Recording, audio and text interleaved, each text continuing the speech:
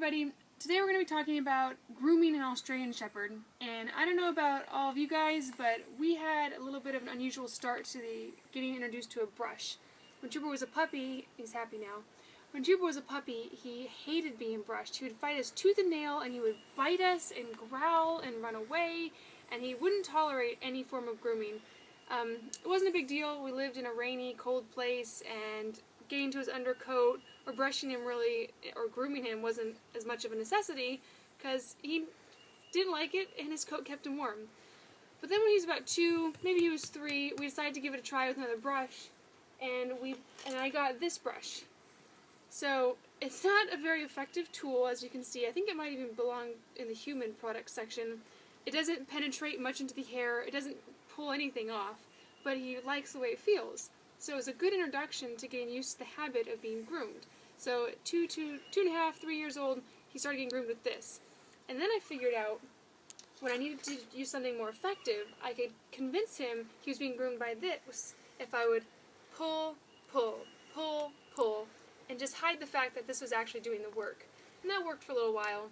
But now he's 6.5 years old, and I started looking into how to effectively get to his undercoat. We live in a warmer place now, and my typical strategy, that's my typical budget strategy of just cutting his hair with scissors to get him cooler, doesn't always make him very pretty. So we live in a warm place, and I want him to look nice, and so I started talking to groomers about what's the cheapest way to make him look nice at home by myself. And what they immediately recommended, and I was lucky the groomer had an Aussie, was an undercoat brush. And so this has some distance between the needles. They're soft, they're blunt on the ends, they don't hurt them. It looks like a fierce tool, but I've seen it used quite aggressively, and the dog doesn't seem to mind. So what we're going to look at today is a comparison between using this brush down, or this rake, down one side of Trooper, and using this one on the other side. And actually I found a great use of this type of pointless brush on my Aussie, and I'll show you that at the end. So what we're first going to do, we'll start with the pants, since Trooper has volunteered his rear end, is we'll just I'll work through one side of the dog with one brush, and I'll switch over to the other, and we'll see how the stacks of hair compare at the end, as well as the general look and feel of his coat. Here we go. Trooper does not like this brush, nor does he like getting his pants brushed, so it's only a matter of time before it whips around and gives me a warning. But we'll see how it goes.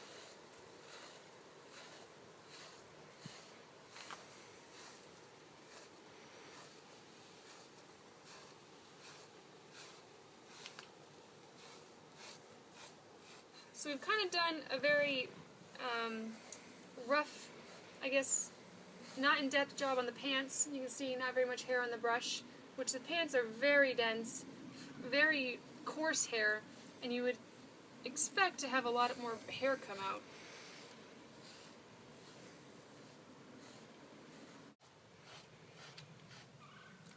Alright, so now we have some hair. So this is our first gob of hair from the left side. We'll just finish up this side of his pants, and then we'll try the other side. I won't do his chest because that won't help us for the comparison.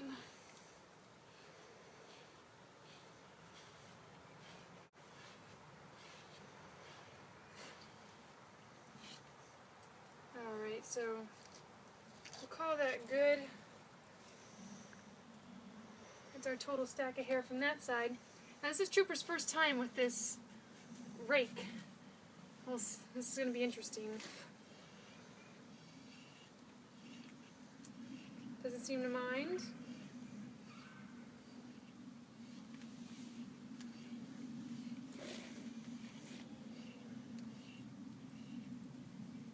Wow, immediate, lots of hair.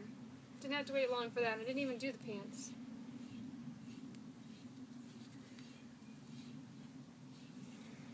I was also advised by the groomer that one good way to get at their coat is to pick it up in batches and we'll face you. And work the rake through, and then move your way into the next section. So you keep exposing the undercoat. Good boy, Trooper. And then when the undercoat feels smooth, you move to the next section.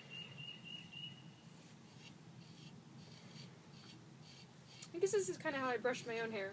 You part it into sections and tackle a little bit at a time.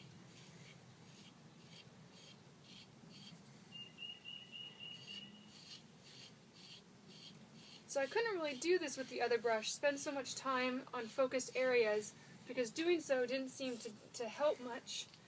The bristles are very short, and it seemed that regardless, you wouldn't get the same penetration to the skin as you would with this. Sorry, good boy. Good boy. Alright, so we have about an equal amount of hair already, and we just got started. Trooper's going to lay down, but thankfully he exposed the correct side.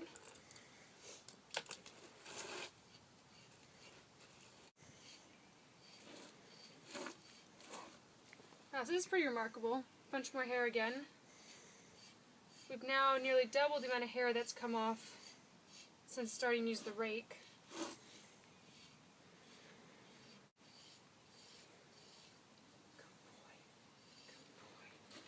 Alright, so we'll call that good for now, because I think the comparison is easy to see at this point, the difference in the amount of hair that's come off.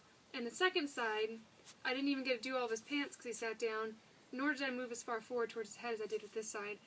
And this is a lot more hair. So let's see how the pants look and feel. Come on, Troop. Ugh. Alright, so this side, you know, it's smooth, it feels nice, looks just as shaggy as usual. Let's turn him around.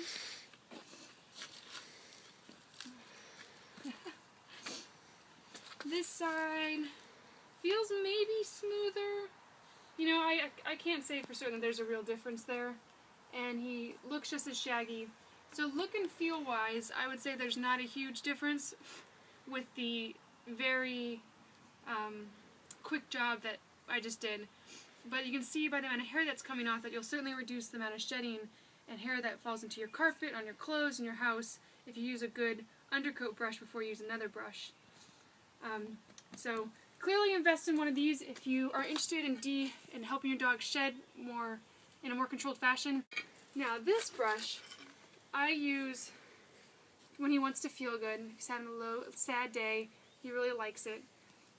But he's a little sensitive about the hair around his ears, and your Aussies might have similar hair. It's like silky. It's almost a different dog's hair. So it tangles up a lot differently. So that's the kind of tangles that are behind his ears, as opposed to just having dreadlock butt in his pants. And so I'll use this on his ears. It doesn't penetrate deeply, but he really likes how it feels, and it makes him look nice.